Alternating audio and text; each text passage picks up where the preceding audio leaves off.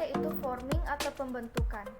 Ini adalah tahap untuk mengenal satu sama lain dan untuk membentuk komitmen individu pada tugas atau proyek yang akan dikerjakan.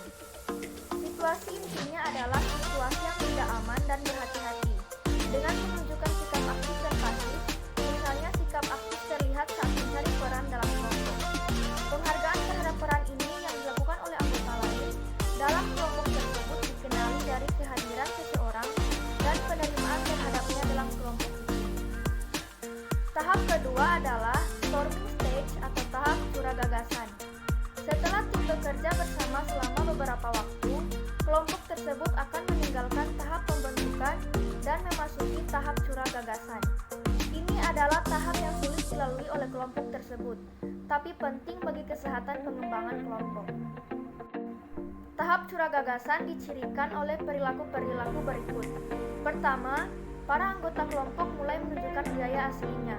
Yang kedua, ketidaksabaran yang terus meningkat akan muncul ke permukaan akibat sedikitnya kemajuan yang dicapai. Yang ketiga, para anggota akan saling masuk ke daerah anggota lain dan hal ini akan mengganggu. Dan keempat yaitu akan muncul ketidaksepakatan umum tentang proses, tugas, dan tujuan keseluruhan tim tersebut. Tahap yang ketiga yaitu norming atau penormaan. Saat anggota kelompok mengetahui perbedaan-perbedaan mereka dan telah mengatasinya, mereka maju ke tahap pembentukan norma. Para anggota kelompok mencari konsensus. Penggabungan pendapat dan masukan dari tiap individu mulai terjadi. Akhirnya, perbedaan-perbedaan antar individu diterima dan aturan baru untuk bekerja mulai dibuat. Tahap keempat atau tahap yang terakhir yaitu performing atau bekerja tahap aksi. Pembentukan, curah gagasan, penormaan, dan kemudian bekerja, tahap akhir dalam pengembangan tim. Tim yang bekerja adalah tim unit yang sangat efektif dalam memecahkan masalah, yang bisa meraih solusi dengan cepat dan bahkan bisa mendahului memecahkan isu-isu sebelum berubah menjadi masalah.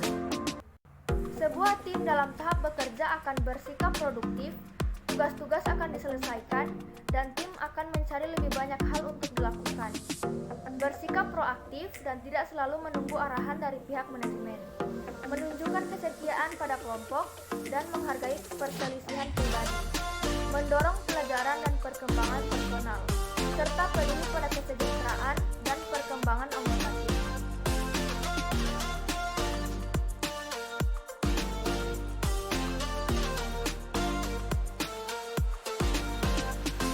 Komunikasi yang baik adalah komponen yang bisa membantu tim menuju keberhasilan penyelesaian proyek tim. Rekan setim harus sering ditemui dan terlibat dalam komunikasi terbuka. Norma-norma aturan dasar tim tersebut harus dibangun sejak awal dan kemudian dikaji ulang dan diperbaiki pada saat-saat tertentu. Buatlah perbedaan kerja tim individu untuk tim dengan membuat usaha untuk menggunakan bakat unik tiap anggota tim yang berbeda-beda, memahami apa yang diharapkan dan diikuti dengan menjadi bisa diandalkan. Kegagalan seorang anggota tim untuk melaksanakan tugasnya dan memainkan perannya seringkali menjatuhkan tim tersebut dalam kegagalan. Di sisi lain, pengorbanan pribadi untuk tim akan dikenali dan menghasilkan kepercayaan dan dukungan jika dibutuhkan.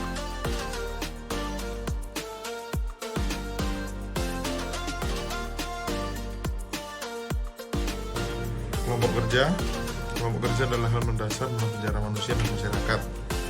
Karena ini merupakan cara yang masuk akal untuk melakukan tugas yang terlalu besar untuk dikerjakan sendiri.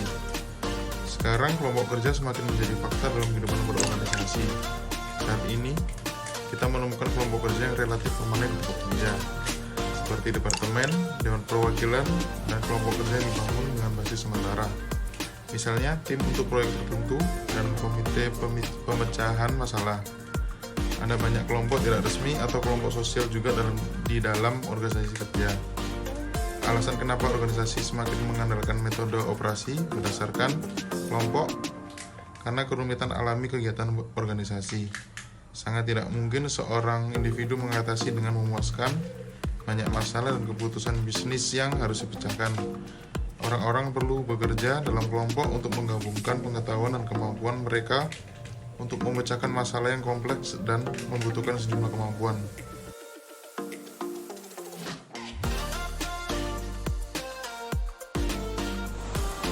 Peran tim, kegunaan peran tim. Peran tim membantu kita melihat tentang isu-isu penting yang dihadapi oleh tim yang efektif. Kita semua cenderung kuat sebagai individu di beberapa peran dan kurang mampu di beberapa peran lain. Tidak ada peran tim yang lebih baik atau lebih penting dari peran lain. Masalahnya adalah apakah tim mendapatkan input dari sejumlah besar peran yang ada, dan apakah profil umum tim sesuai dengan kebutuhan untuk mengerjakan tugas tersebut atau tidak. Tim terbaik tersusun dari orang-orang yang memiliki berbagai peran dalam tim. Peran tim adalah salah satu aspek keberagaman tim yang melengkapi keberagaman lain seperti gender, budaya, dan bahasa. Ada penelitian penting yang mengkonfirmasi bahwa tim heterogen atau beragam yang diatur dengan baik dan menerima serta memanfaatkan keberagaman jauh lebih baik dari tim yang homogen.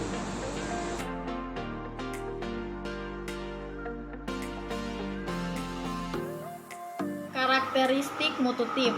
Yang pertama, para rekan satu tim harus berorientasi pada solusi, bukan berfokus pada masalah, yaitu berorientasi pada hasil dengan berfokus pada pendelegasian tanggung jawab dan kekuasaan ke anggota kelompok yang paling tepat, dan dengan mengetahui kontribusi bernilai yang bisa diberikan oleh individu anggota tim tersebut.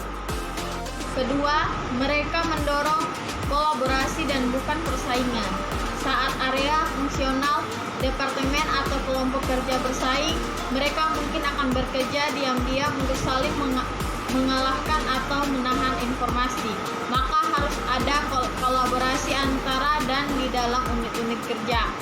Tiga, mereka inovatif dan fleksibel dengan menyusun strategi untuk mencapai tujuan tim. Mereka mau dan mampu mengembangkan ide baru yang informatif. 4. Mereka belajar dari masalah. Saat ada masalah itu dianggap sebagai kesempatan dan bukan sesuatu yang harus ditutup-tutupi. Apa penyebabnya dan bagaimana kita mencegah agar tidak terjadi lagi adalah pertanyaan yang diajukan oleh rekan satu tim bermutu. Yang kelima, mereka menekankan peningkatan bukan mempertahankan. Rekan satu tim menggunakan ungkapan kalau belum sempurna, tingkatkan. Bukan kalau tidak rusak, tidak perlu dibetulkan. Selalu ada ruang untuk meningkatkan. Bahkan meskipun peningkatan itu kecil, lompatan besar kadang terjadi. Tapi kemajuan-kemajuan kecil itulah yang harus menjaga agar proses peningkatan itu tetap di jalur yang benar. Yang keenam, mereka terus menunjukkan komitmen mereka pada mutu. Rekan satu tim menyuarakan tindakan, bukan kata-kata. Mengkomunikasikan tingkat komitmen mereka. Mereka membiarkan pernyataan mutu jadi paduan pengambilan keputusan saja. Yang ketujuh, mereka mendorong dan mengenali usaha tim. Mereka mendorong, mengenali, dan menghargai individu dan tim. Rekan satu tim tahu bahwa orang-orang ingin merasa kontribusi mereka dihargai dan dianggap penting. Tindakan ini adalah salah satu alat yang berguna.